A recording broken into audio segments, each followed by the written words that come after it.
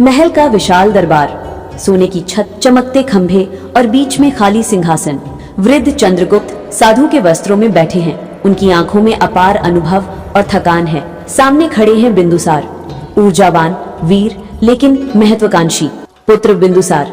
ये सिंहासन कोई आभूषण नहीं, एक भारी बोझ है। तलवार से इसे जीतना आसान है, लेकिन न्याय और धर्म से इसे संभालना कठिन। याद रखो, साम्राज्य तलवार से नहीं, प्रजा के विश्वास से चलता है। पीछे खड़े आचार्य चाणक्य ने अपनी लंबी दाढ़ी पर हाथ फेरा। उनकी आंखें संकेत दे रही थीं कि असली परीक्षा अभी शुरू होने वाली है।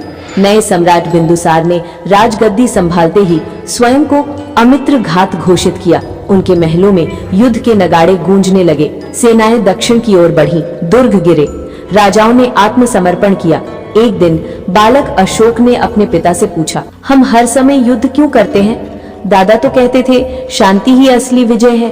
बिंदुसार ने ठंडी मुस्कान के साथ उत्तर दिया, बेटा, शांति तलवार की धार पर ही टिकती है।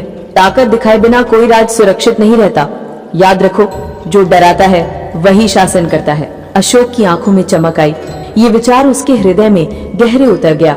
समय बीता, बिंदुसार की मृत्यु हुई और अशोक सम्राट बने।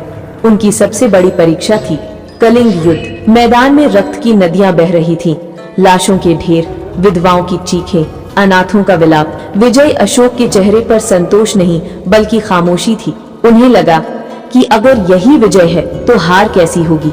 उसी क्षण उन्होंने एक बौद्ध भिक्षु को देखा। वो निहत्था था पर घायल सैनिक को पानी पिला रहा था। उसकी आंखों में करुणा की ज्योति थी। अशोक ने कांपते हाथों से तलवार नीचे गिरा दी। अब और नहीं, अब ये साम्राज्य खून से नहीं धर्म से जीतेगा। यहीं से अशोक बने धर्माशोक।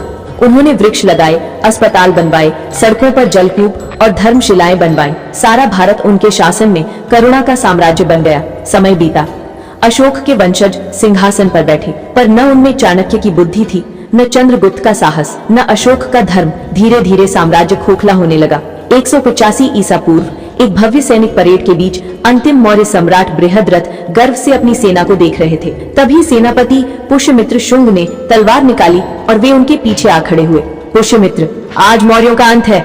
एक ही बार में साम्राज्य ढह गया। वो सूरज जो चंद्रगुप्त और अशोक की रोशनी से चमकता था, अंततः अस्त हो गया। सीख, ये गाथा हमें याद दिलाती है, साम्राज्य युद्ध से जीत सकते हैं, पर टिकते केवल धर्म, न्याय और प्रजा के कल्याण से हैं। चंद्रगुप्त ने नींव रखी, बिंदुसार ने ताकत दी, अशोक ने उसे अमर बनाया। लेकिन जब उत्तराधिकारी धर्म और नीति से दूर हो गए तो साम्राज्य मिट गया। अगर आपको लगता है कि इतिहास केवल युद्ध से नहीं बल्कि धर्म और न्याय से लिखा जाता है, तो कमेंट में लिखें, न्याय ही असली शक्ति है।